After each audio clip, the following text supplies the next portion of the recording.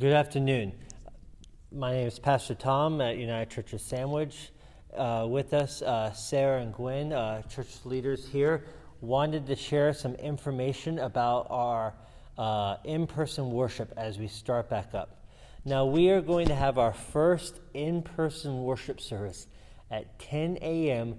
on July 12th, in a week and a half. And there's a few pieces of information that we would like to share with you. Gwen, what will church look like on July 12th?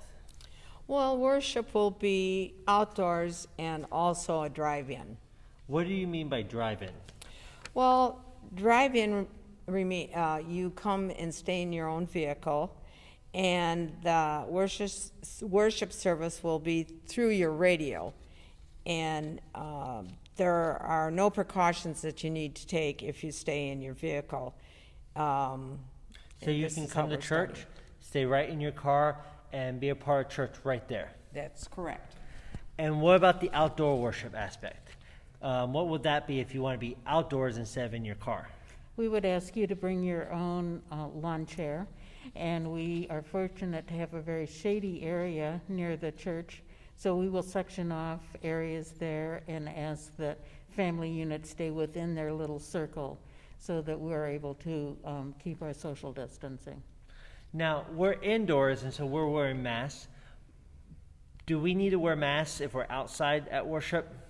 We are asking that you wear masks. We want to make sure that we are setting an example. We want to make sure that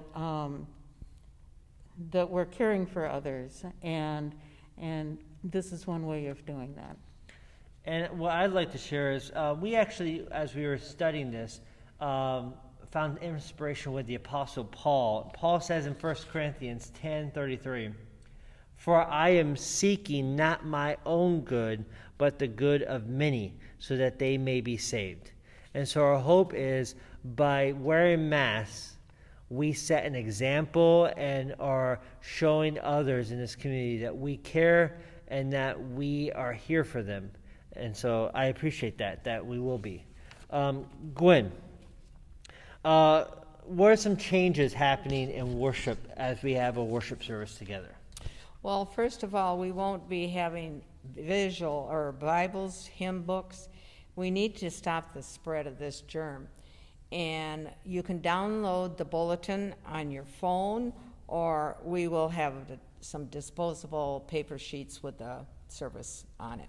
So I like that. So if I download the bulletin before church on my phone, I can just bring my phone and see everything in the bulletin right there. That is correct. Won't need the Bible, the hymnals. I'll have everything right there on my phone. That is correct. Perfect. And Sarah, any other changes that are happening in the worship service? I bet it's going to look different than what we're used to in the past. Yes, it's going to look different because we want to keep some safety measures in place. Instead of passing offering plates, we're going to be having a collection box so everybody can just drop their envelopes into that. Or they could still do it online, as several of us have been doing. We're also not going to be having any community congregational singing because studies have shown that spreads these germs farther and more easily. But we are going to have special music, and that's something that our church has always enjoyed, having that. Yes. And communion is going to be a little bit different. We're not going to do communion that first Sunday, but we're going to try and do that the following Sunday on the 19th, which would have been our usual Sunday for doing communion anyway. So we're still working out the changes for that. So taking some steps to take out some of the more risky aspects of worship, like passing the offering plate and things that could spread germs, and focusing on having worship in ways that help each other, that are there for each other. Gwen, is there anything else that we wanted to let everyone know? Yes, we would like every person that attends, we will be asking you to give us your name and phone number. And this is to make sure that we know of everybody who is in attendance, just in case there would be an outbreak, and then we can have control of it and know who to contact. Yes.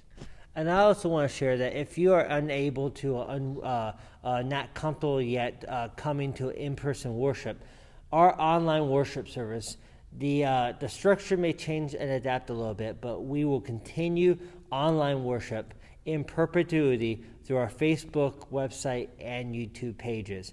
We hope that you are able to join us on the 12th, and we look forward to worshiping together. It will be different. It is going to feel awkward. It might not feel like worship used to. We are saddened that we have to make some changes right now. But we are also excited that God has given us the opportunity to try new things, to be the church in different ways. And so we will be together on the 12th in spirit and in person. If you have any questions for the leadership at church, for myself, please call our church or email our church, and we'd love to answer any questions or confirm any of the information that we shared with you today. Thank you and have a wonderful day.